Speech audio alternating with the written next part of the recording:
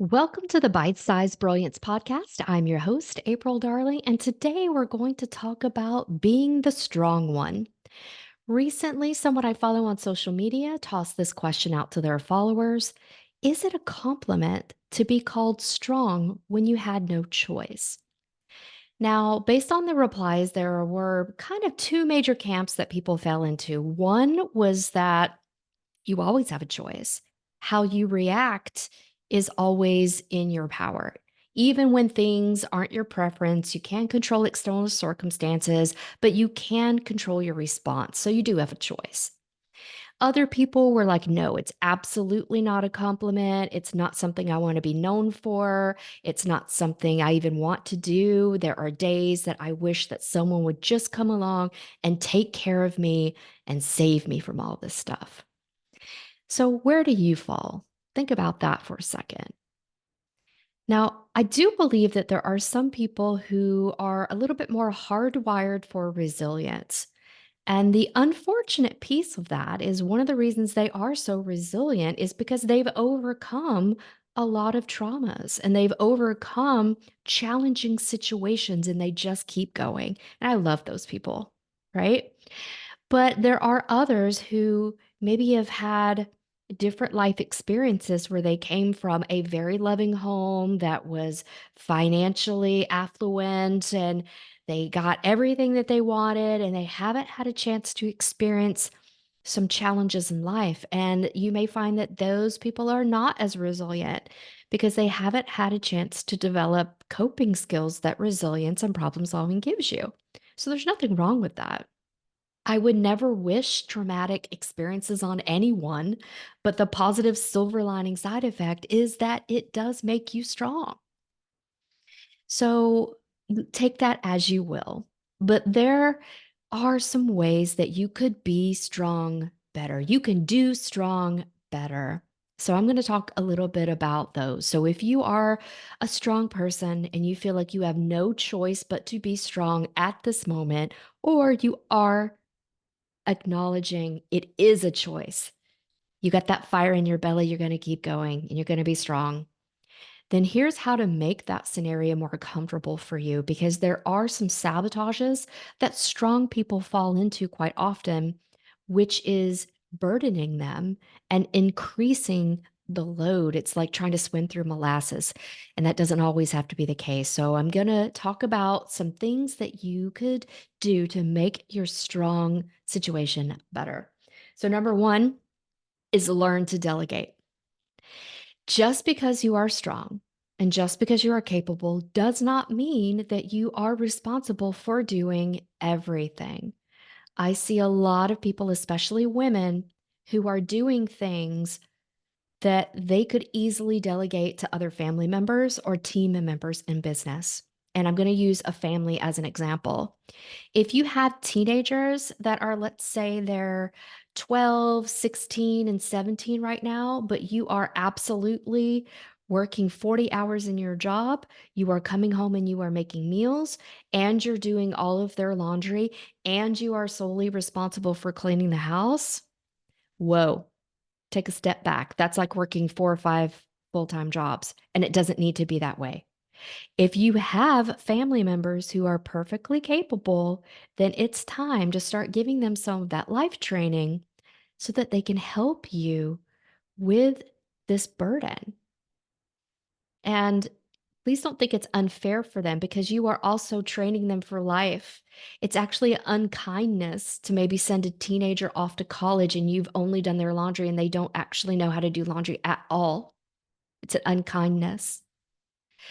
And it reminds me of a story from a friend of mine that actually happened to her. Her dorm room roommate kept asking her, "Hey, are you going to do laundry?" And she's like, "No, I'm good." And then a few days later, "Hey, are you going to do laundry?" "No, I'm good right now." And then when the third time she asked, my friend clued in and said, "You don't know how to do laundry, do you?" And she's like, "No, I was hoping I could watch you and learn how to do it." So you don't want to send your young people out in that kind of scenario. You don't want to send your young people out without some basic life skills because that will make their life harder. So even though you are a loving person, delegate because you are helping someone when you do that, not just yourself. You're helping the people around you learn better life skills, better management skills, better organizational skills. All right, so the next one kind of ties in with that. It's don't rescue other people all the time. Don't make other people your life's mission. Because when that happens, you're taking responsibility for their life. And you know what? We are responsible for our own lives. So sometimes that means you're going to need to watch somebody stumble. You're going to need to watch somebody try some things and fail. And that may be very painful to the squishy hearted, loving, sensitive, empathic person that you are. But here's a different perspective. If you keep swooping in to rescue them, they haven't learned a lesson. They haven't learned a life skill. They haven't learned coping and resilience. And so they're going to repeat that same behavior over again. And if you continue to swoop in and rescue them, you are doing them an unkindness, just like sending your kids off to college when they can't cook or do laundry. It's not going to help them. Sometimes we need to learn through the challenges. We need to learn through failure, and we need to learn to look at failure as not world ending. It's just data. You tried one pathway, you didn't get the result you wanted, so get back on that horse and try a different pathway or try it again. No new skill is ever done perfectly the first time or perfectly at all, since perfection doesn't exist. But we get better at it through repetition. But if you're not letting someone have the opportunity to learn, then you're not helping them and you're not helping you because you're taking on more than you need to. And that brings me to my next one. You need to learn to ask for help and allow yourself to receive it. And this can be super challenging. And I'm going to go back to that mom example. If you are ready to let your kids help you and it's their night to cook and clean the kitchen,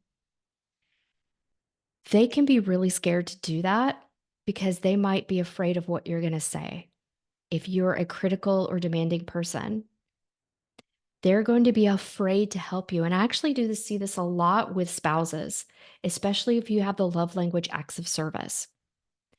So this is a sabotage of acts of service. You're constantly doing things for other people and you feel like your cup is empty and you get a little frustrated or angry that people aren't doing things for you. But what I hear from spouses and family members is, yeah, we try and she won't let us, or she criticizes the way we do it and gets angry when we try to do it because it wasn't done her way. So think about that. You are blocking help when you get into that over controlling state and you won't allow someone to help you because you feel I can do it better. They're not doing it right. Why let them do it? It's going to be twice as much work for me because I'm going to have to redo it. Logically understand that that is a sabotage and it doesn't have to be that way. So what if somebody doesn't load the dishwasher like you do? The dishes are still going to get washed. So what if somebody doesn't wipe down the counters that you do? They still get wiped down. It's still helpful for you if you allow it to be. And what's really interesting with the law of attraction, if you are blocking help with little things like that, then you are telling the universe, nah, I don't need any, I'm good. And so the universe doesn't step in for you. And that's definitely not what your higher self wants. So just to recap, if you are the strong one, you don't always have to be the strong one. And it's about learning to recognize areas where you could do strong healthier. And that is by delegation. Don't try to rescue or save everyone. Don't try to be the hero. And allow yourself to receive help in the way the giver does it, even if it's different from your natural way. All right. I hope those tips were helpful, my friends. I am wishing you a very happy week, and I will see you next week. Bye bye.